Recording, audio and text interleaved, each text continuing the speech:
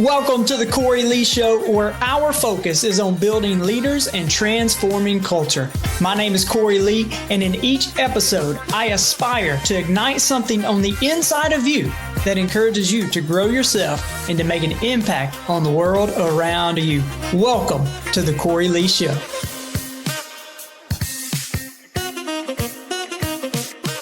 Welcome back to the Cory Lee Show, guys. I'm telling you, you better get ready for today's episode. It's going to be so good. Actually, our guest today, his name is Adam Johnson. Had him on. He came on and we had a conversation, me, him, and Logan Ayers. I guess it was about 2020. Was that what it was, Adam? Yes, yeah. I believe so. Yes, sir. Yeah, back in 2020. And so his podcast was on here, had an awesome conversation.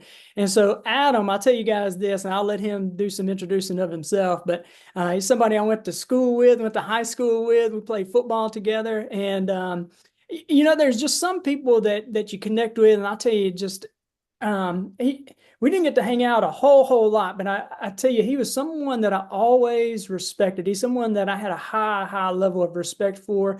And then as he moved off, he had a career in the military, special forces, and I kind of keep up with him from a distance as he's in Tennessee and just love what he's doing. And man, I just, so excited to see all of his success and, just somebody you root for. And so Adam, I don't know if I've ever told you that, but man, you're someone I have ultimate respect for, truly honor you, and just appreciate you coming on. And so tell us a little bit about you, what you do, and what's going on in your world right now.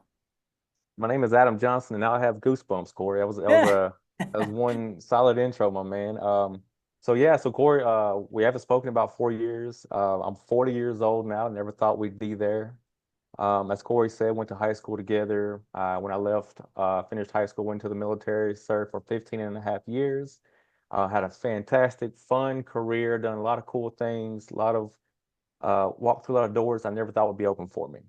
My wife and I began a business, and we retired ourselves from the military at 15 and a half years, 5 years into business.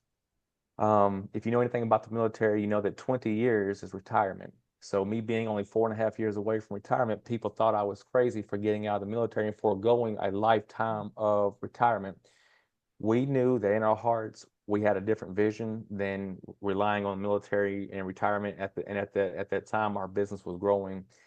We made the decision to exit the military, forego retirement, and focus on us and grow us, our business, and our brand. And we never doubted it. We never looked back.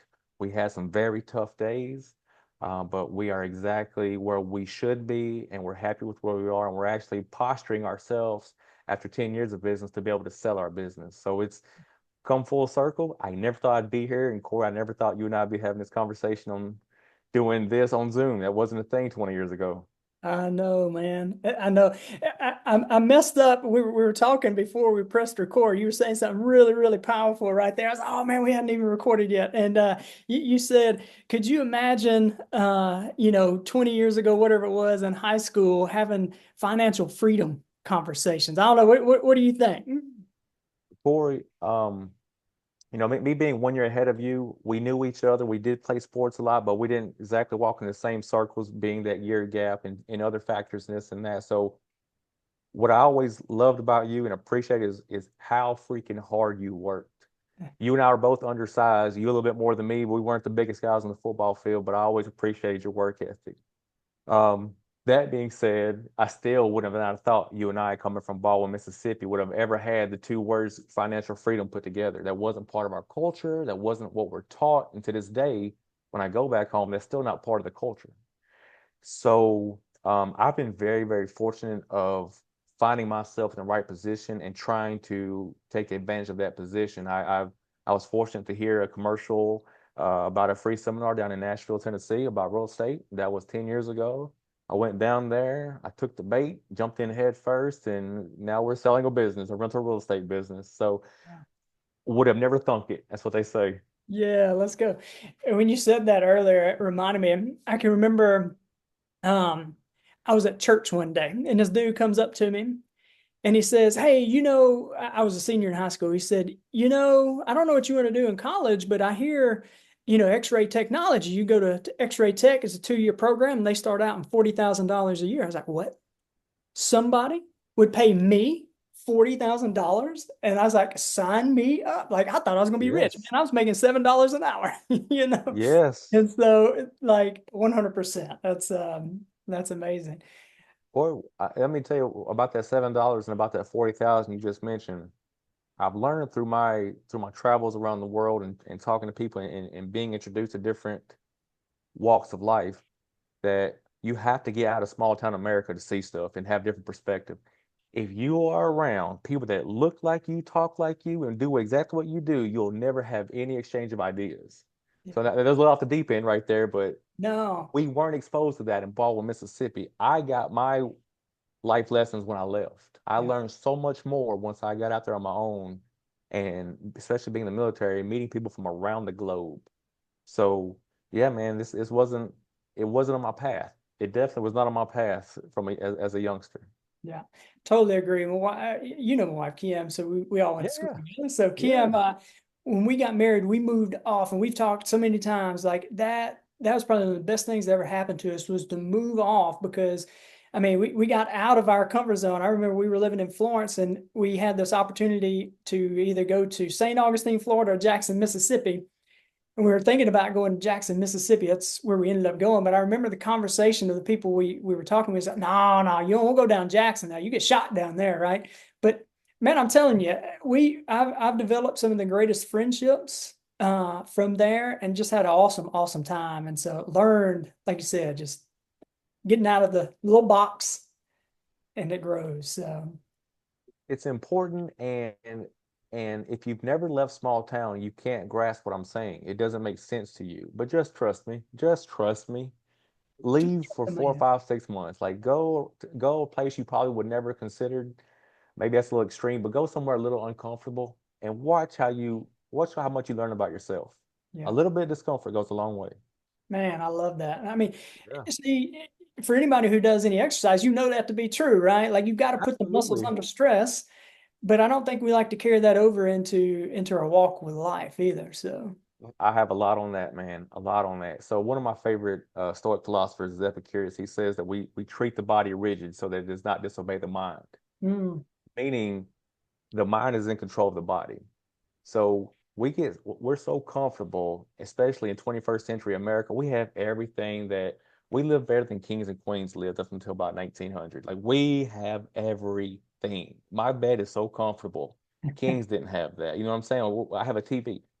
So there's a YouTube channel I like, and their hashtag or whatever you want to call it, it's called Seek Discomfort, and that's the theme is getting a little bit out of your comfort zone. Again, you learn about yourself. With exercise, you and I both know if you always bench press 50 pounds 10 times, that's all you do every time, you will never get stronger. Your body will adapt to that, and that's where you're going to be.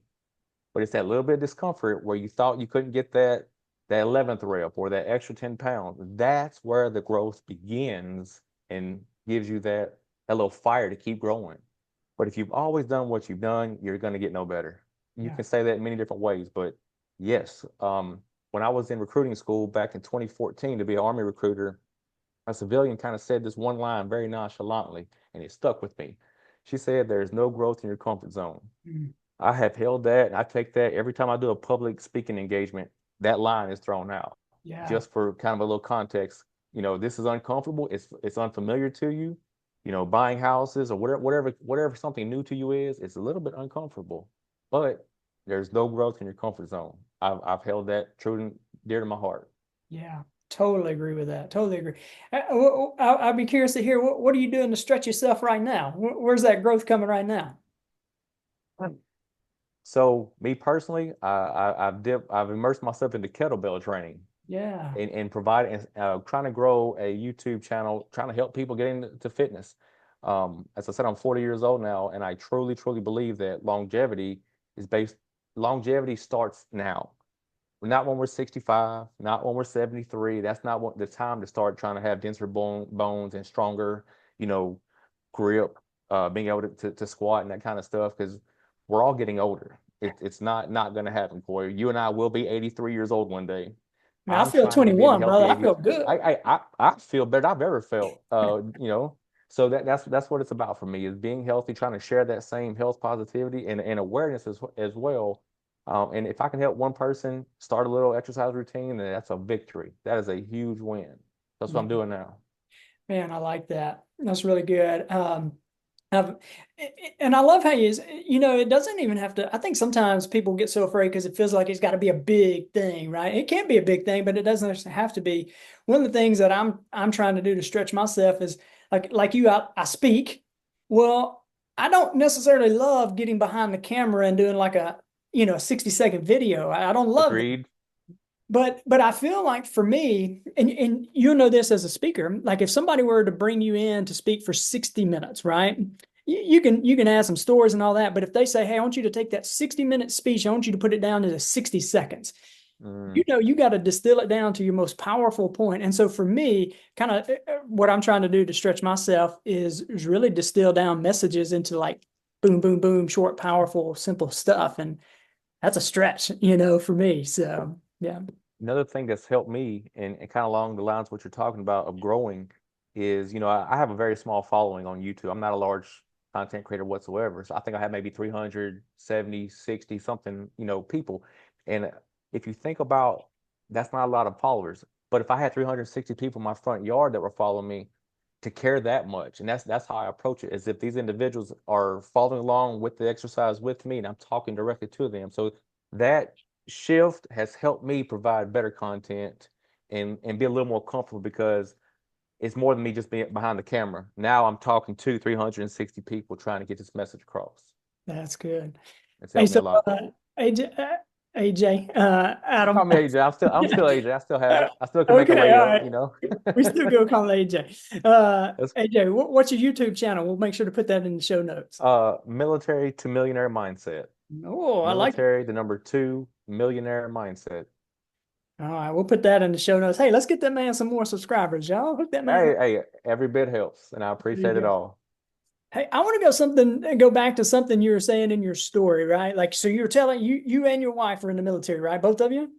No, no, my current wife, no, she's not in the Okay, military. She gotcha. she started with me 10 years ago when we started our business. Gotcha. You were in the military and you lacked 4 and 4.5 years left to lock in, to Yes, lock in. sir.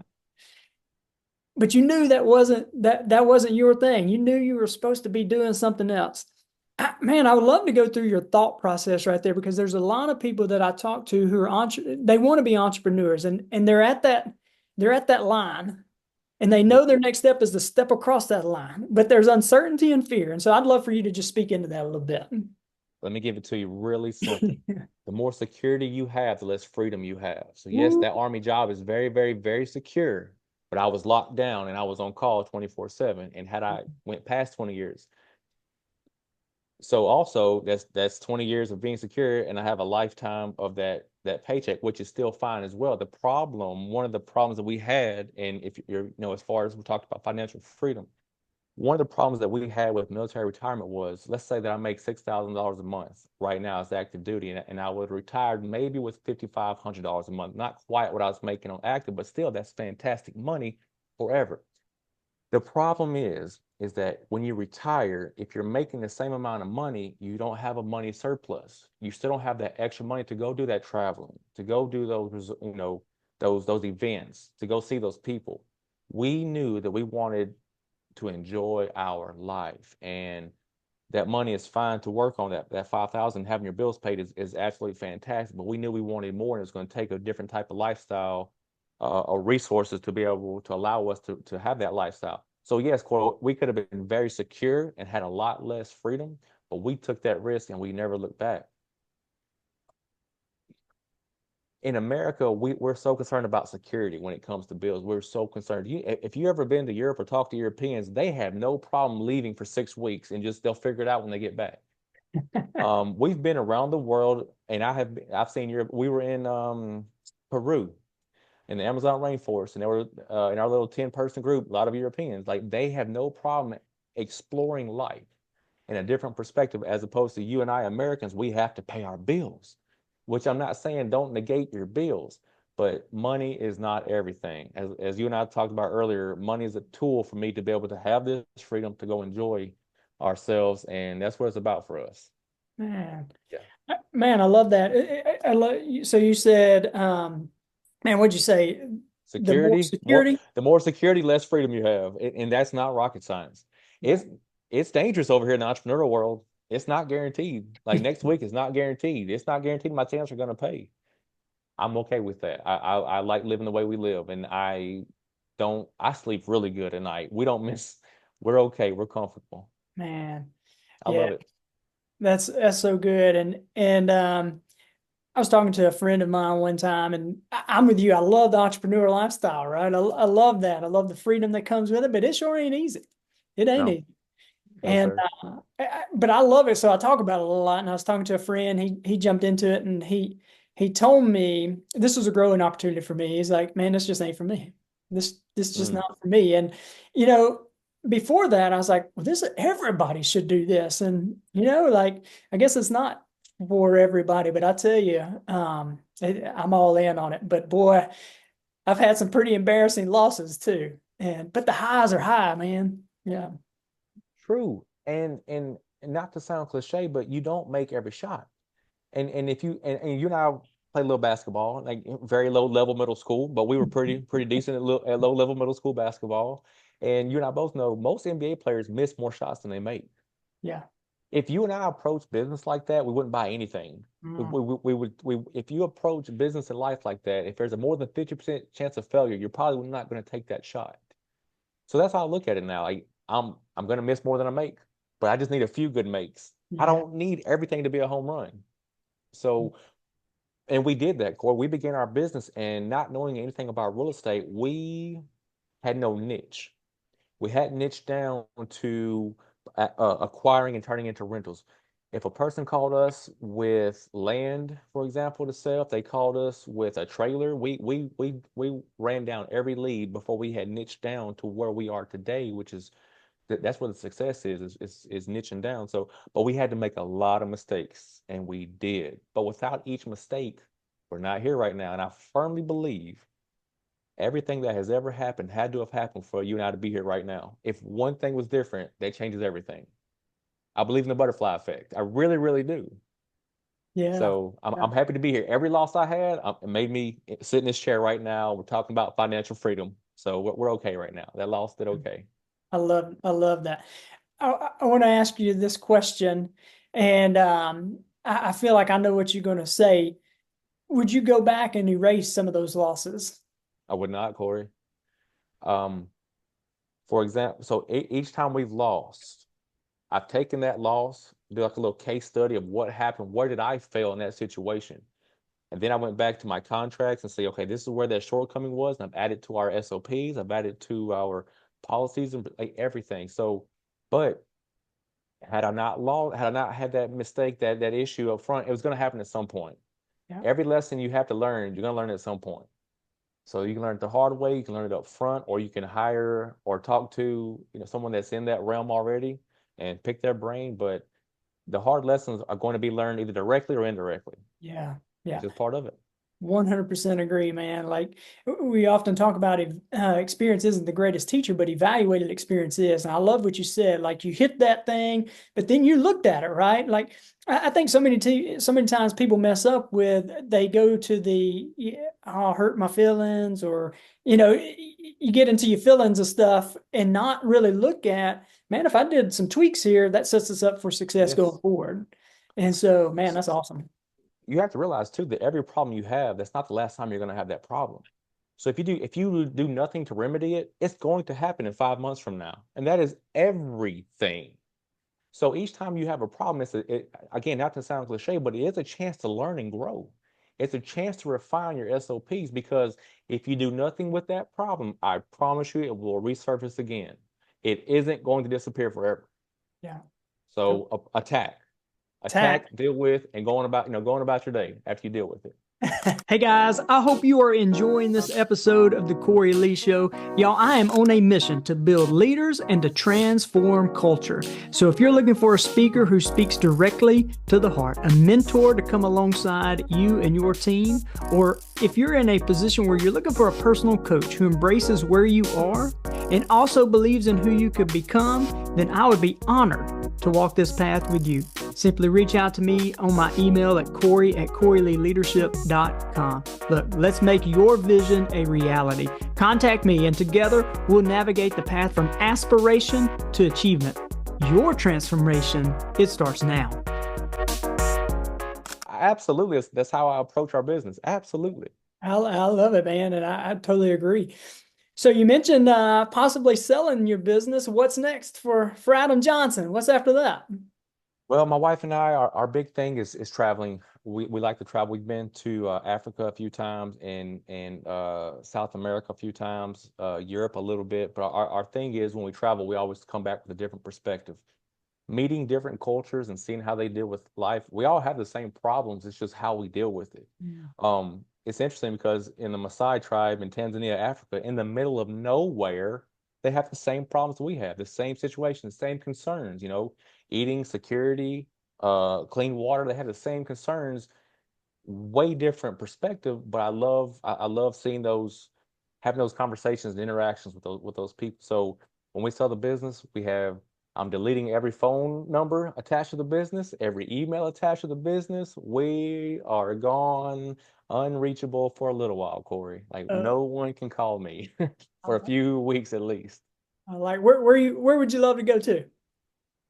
Um, we have so much more South America to travel everywhere, Corey. I don't have one answer. We're going to Kobe, Japan, so we can get Kobe steak right there from Japan.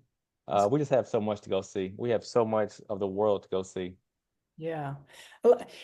You said something earlier, and I really would like to go back to it. You talk about American culture and how we like to hang on. We're so attached to money, but you're talking about Europeans, like they'll go for 6 weeks and now we'll figure it out.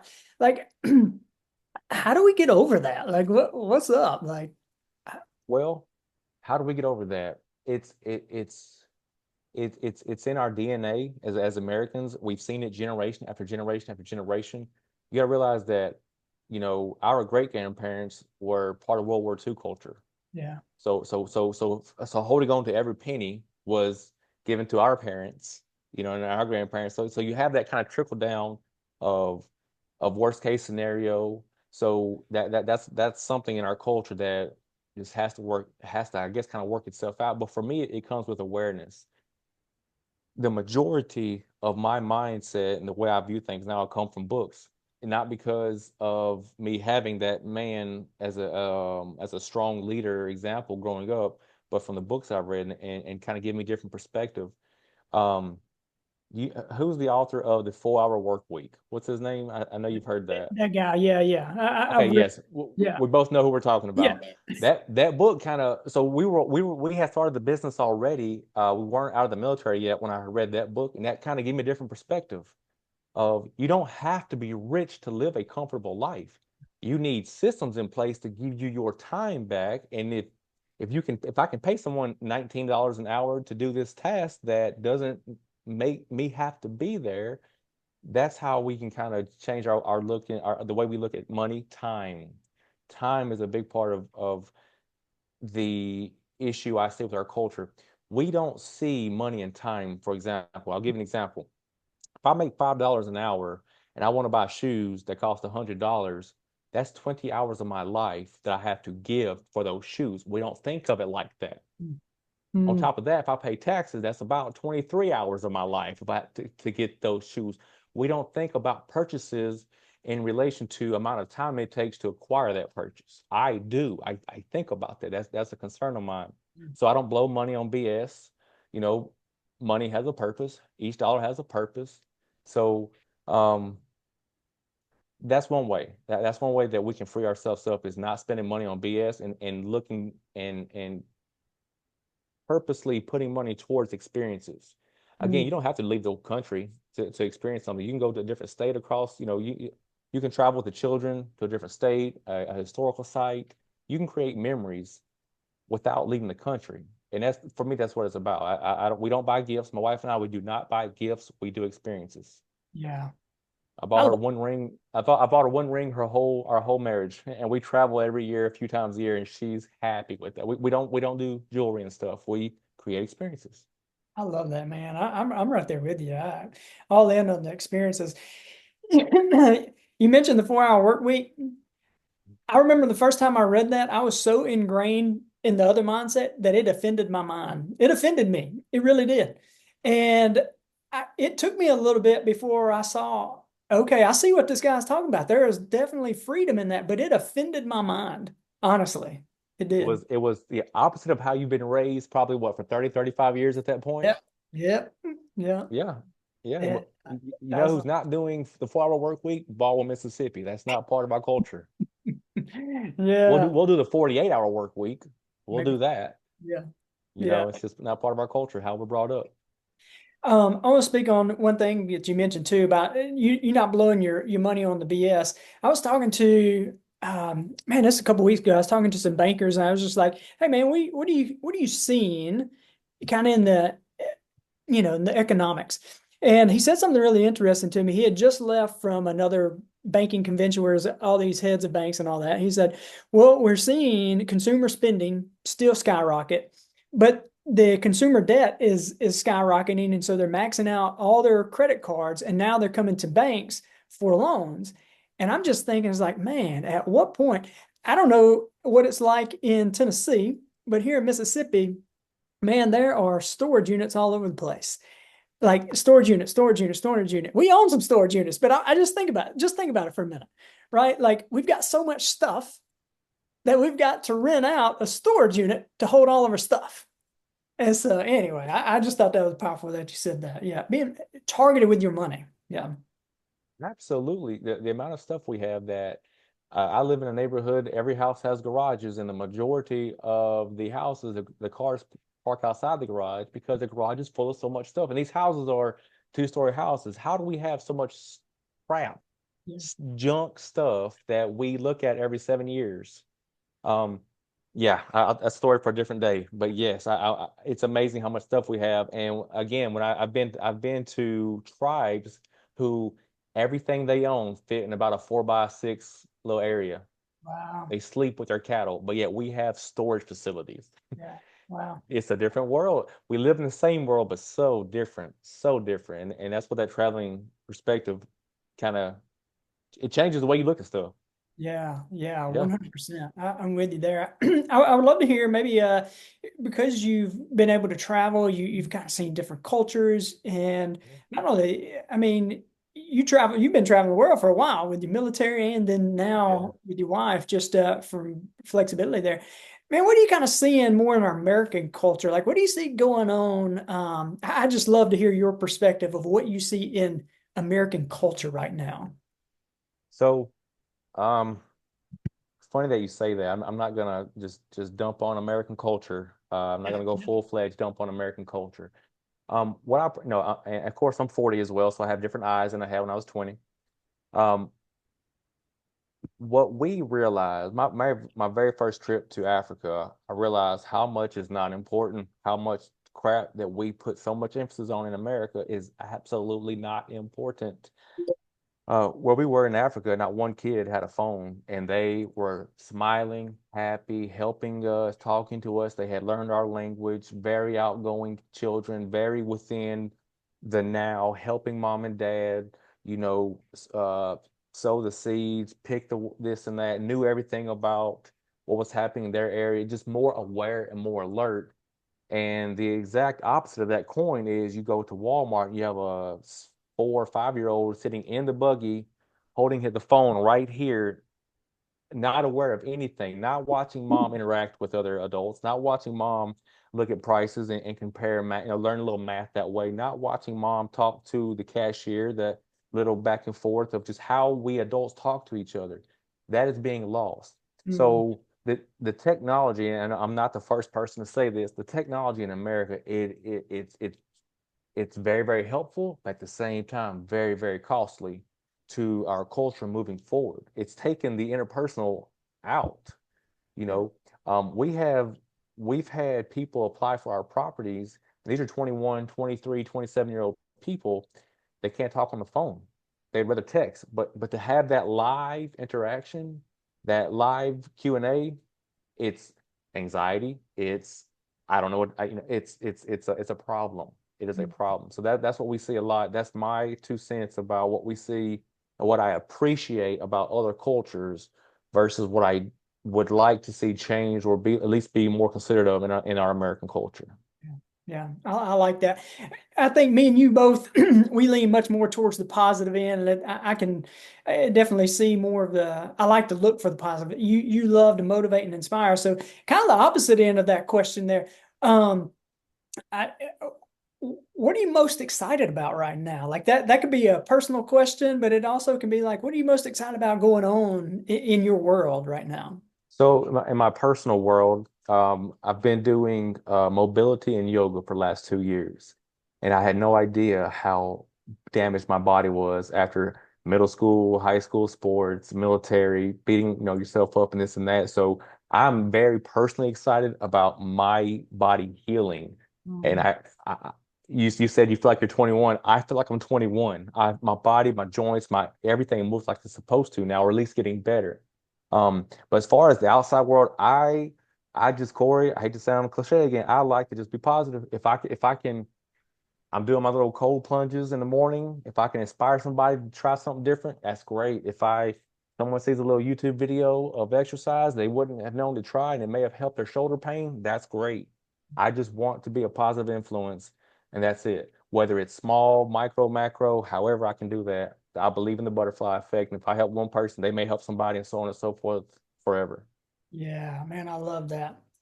Totally, I'm right there with you, and I see your stuff. It is inspiring and motivating. And you talking about the butterfly effect. I was talking to our kids about that. The legit butterfly effect. And I was like, "No, butterfly can't cause that." I was like, "You what? Go look it up, right?" And so, anyway, Yes. it's good stuff. Yes. It's an interesting concept and I believe in it. It is. I'm with you, man.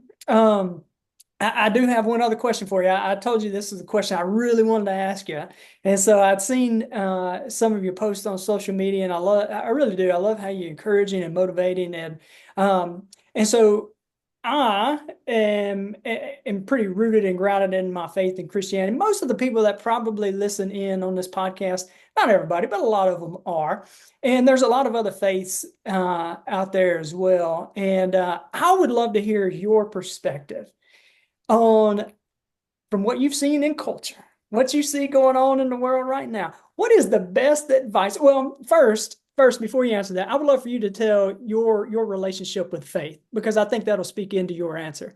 Your Yeah. relationship with faith, and then what is your advice to Christians in this generation there? I would just love, and I told Adam before we got on here, unfiltered AJ. You don't have to filter anything. You be you, man. You be you. All right. So give me the first part again. Okay, Yeah. So my your relationship. relationship with faith. Yeah. So I did grow up Southern Baptist Christian in Mississippi. And I was very Christian or more Christian faith up until about 3 or 4 years ago.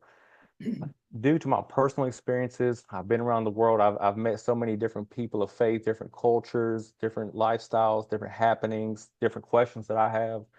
I personally have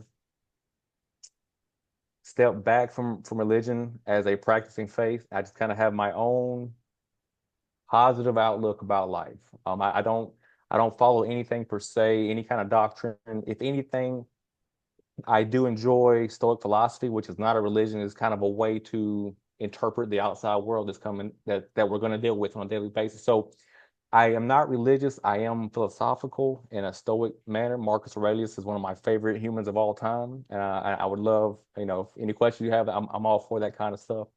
But as far as so I am not a practicing of any religion at the moment. I am more of a philosophical and positive. If I can help you, and on top of that, I fighting for the military. I fought for the freedom of religion. I can appreciate and respect everyone's religion. I think if nothing else, religion gives us a moral compass in most cases and a blueprint to help kind of steer ourselves, give us a left and right limit or an example of this situation happening before. So I support that. It's just not for me and a following in that manner. As far as any religion, as far as anybody, when I was going to church, one of the things that I noticed, and this ranges from being 11 years old to 31 years old, and I've seen kind of similar happenings, which was a lot of the congregation, they would talk more about, praying for, asking God, asking God. But what I noticed in my own world, I can pray and pray and pray, but if I don't do anything, if I don't have the action behind those words, I was nothing was going to happen.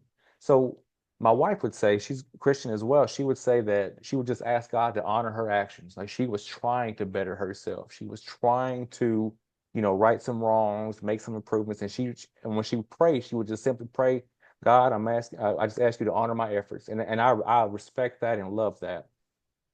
I feel that no matter what your religion is, praying and manifesting only works with the action behind it. And I've yet to see people that sit in their mother's basement praying for $1 million and that work itself out. Effort. Effort is the bottom line. Yeah. So that's what I would say. Man, and I appreciate that. I really do. And and I'm right there with you with the, it's one thing just to sit around and talk about it, but man, you got to be about it, right? And I think, um, I mean that's I see it as well, and I truly appreciate your transparency with that, and I truly appreciate your journey as well, and what you share right there too. I think that's you got to put some faith to it, right? I mean, when you think about faith, even outside of religion, faith is an action word. It is a verb. Like I got the book Think and Grow Rich over there. They've got a whole chapter on faith. Faith is an action piece to it there. And so, I believe 100% in Jesus, but there's also that action component that goes with it. Faith is a verb. And so, man, that's good stuff. Good stuff, AJ. Absolutely. I'll tell you one thing that I have a lot of faith in, Corey. I have faith in my effort. I'm going to go out there and try. I have 100% faith in my effort to go out there and do my damn best. Yeah. And I preach that. I believe in that. I believe in that. That's good stuff, man. Well, Adam, man, you have added a ton of value to me, and I know a ton of value to the listeners. And now, again, we're going to put in your YouTube channel below. And I also know from the past you were helping people with real estate, and you had some courses and content on some of that. Man, if somebody just wanted to reach out to you and connect with you, like what is the best way for them to connect with you? Yep. So for the individuals that are interested in on day one level real estate investing, I have a YouTube channel called REI Simplified with a D. That stands for Real Estate Investing Simplified. REI Simplified. I give my course on how we acquired over 50 properties using the subject to method, and I provide a course on how to acquire, set up, and run Airbnbs. We've had up to 23 short-term rentals that we owned and operated at one time. We've had over 4,000 reservations. So we give all that time, effort, knowledge, mistakes, and everything to our viewers on YouTube for 100% free. So anyone looking to get started in real estate, REI Simplified. I have another YouTube channel called Military to Millionaire Mindset. And that's philosophy, that's positivity, that's exercise, that's me helping people kind of start their fitness journey. If they have nowhere to go, they don't know where to begin. I want to help people start on day one, get back into taking their life back, to get back to healthy, get back to eating right, because I firmly believe for you to be the best you, you have to be healthy. And for everyone that relies on you to get the best you, you have to be healthy. I feel that the people who are out of shape, that are not taking care of themselves, but I need that person, I'm not getting the best version of that person. So I feel it's only right and it's my responsibility to be the best me for everyone that relies on me. Man, yeah, I love that. Love that. I was thinking about health, and I think health is the ability to do the things that you desire to do without having health as a reason not to do it. Right? Like you want to go outside and play with your kids. Like I'm healthy enough to be able to do that. And yeah, yeah, good stuff, Adam. Man, you added a ton of value. Do you have a podcast? No, no podcast. I do Uh, YouTube and I do YouTube. That's Okay, it. all right. Hey, that's all good. But I figured your content, man, is good enough. Good, you could impact some folks there. So, Man, appreciate your time, dude. And I truly do. I'm not just saying it because you're on the podcast. I have a ton of respect for you and just cheering you on and what you're doing from Mississippi, right? From Mississippi.